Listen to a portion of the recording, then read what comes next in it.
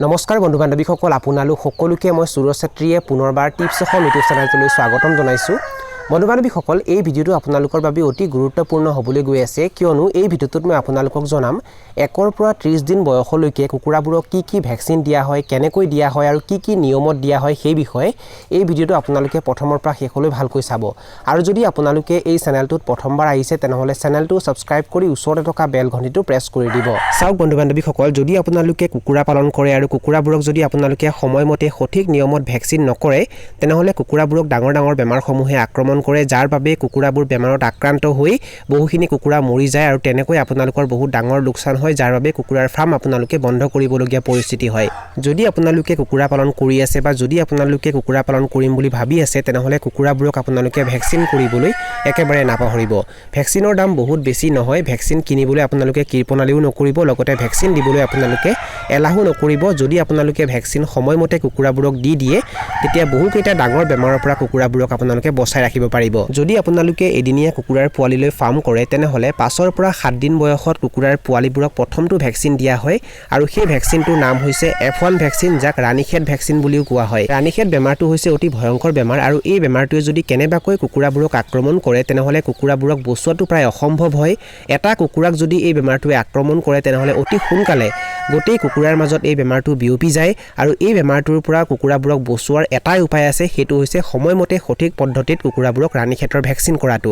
আৰু এই ভ্যাকচিনটো প্ৰথম ভ্যাকচিনটো কুকুৰাবোৰক সাধাৰণতে 5 পৰা 7 দিন বয়সত কুকুৰাৰ পোৱালিৰ এটা চকুত এটুপালকৈ দিয়া হয় আপোনালোকে চকুটো দিব পাৰে নাইবা নাকটো দিব পাৰে যদি চকুত দিয়ে এটুপাল দিব আৰু যদি নাকত দিয়ে তেতিয়াও আপোনালোকে এটুপাল দিব তাৰ পাছত 12 পৰা 14 দিন বয়সত কুকুৰাৰ পোৱালিবোৰক দ্বিতীয়টো ভ্যাকচিন দিয়া হয় আৰু এই ভ্যাকচিনটোৰ নাম হৈছে IBD আৰু ইয়াক গাম্বুৰু ভ্যাকচিন বুলিও কোৱা হয় IBDৰ সম্পূৰ্ণ নাম হৈছে ইনফেকশিয়াছ ভাৰ্চাল ডিজিজ আৰু এই IBD বেমাৰটো অৰ্থাৎ গাম্বুৰু বেমাৰটো অতি ভয়ংকৰ বেমাৰ এই বেমাৰটোৱে যদি কেনেবাকৈ কুকুৰাবোৰক আক্ৰমণ কৰে তেনেহলে কুকুৰাবোৰক বচোৱাটো প্ৰায় অসম্ভৱ হয় আৰু এই বেমাৰটোৰ পৰা যদি কুকুৰাবোৰক আপোনালোকে বচাব বিচাৰে তেনেহলে আগতীয়াকৈ আপোনালোকে এই ভ্যাকচিনটো সময়মতে কুকুৰাবোৰক দিব লাগিব এই ভ্যাকচিনটো কুকুৰাৰ পোৱালিবোৰৰ এটা চকুত বা নাকত এটুপালকৈ দিব লাগে যেটো চকুত আপোনালোকে F1 ভ্যাকচিন অৰ্থাৎ ৰাণীখেদ ভ্যাকচিন কুকুৰাৰ পোৱালিবোৰক দিব হেতু চকুত আপোনালোকে IBD ভ্যাকচিন দিব দ্বিতীয়টো চকুত দিব যদি এই ভ্যাকচিনটো চকুত বা নাকত দিবলৈ আপোনালোকৰ অসুবিধা হয় তেন্তে পানীত মিহলি কৰিও কুকুৰাৰ পোৱালিবোৰক আপোনালোকে খাবলৈ দিব পাৰে ৰাণীখেদৰ প্ৰথম ভ্যাকচিনটো কিন্তু আপোনালোকে কুকুৰাৰ পোৱালিবোৰক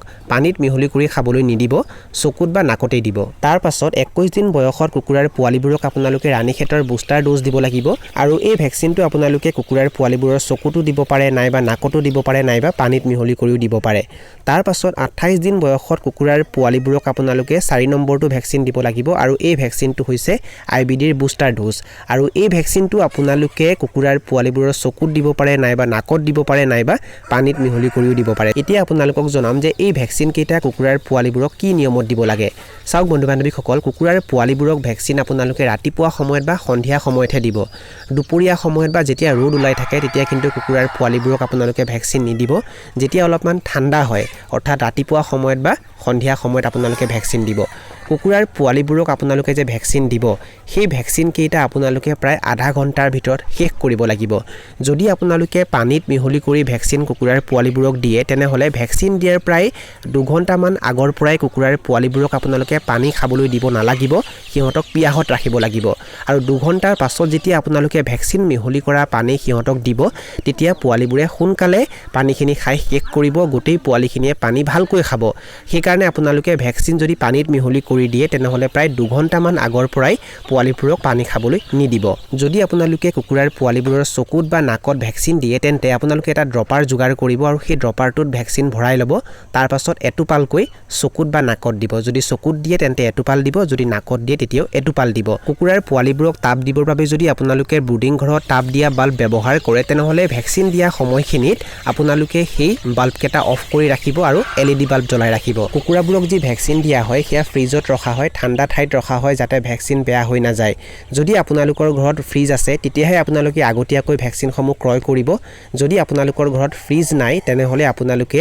যিদিনাখন কুকুৰাৰ পোৱালিবোৰক ভ্যাকচিন দিব যিদিনাখন ভ্যাকচিন দিয়া সময় হ'ব সেই দিনাখনহে আপোনালোকে ভ্যাকচিন দোকানৰ পৰা কিনি আনিব বন্ধু বান্ধৱীসকল যদি আপোনালোকে এই সময়ছোৱাত আৰু এই নিয়মত কুকুৰাৰ পোৱালিবোৰক ভেকচিন দি দিয়ে তেনেহ'লে ভালকৈ ভেকচিন কৰা হৈ যাব যাৰ বাবে কুকুৰাবোৰক এই ডাঙৰ বেমাৰসমূহে সহজতে আক্ৰমণ কৰিব নোৱাৰিব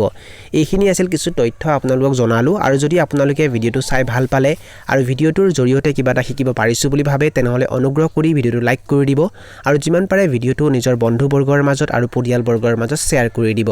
এই ভিডিঅ'টো এইখিনিতে সামৰণি মাৰিছো ধন্যবাদ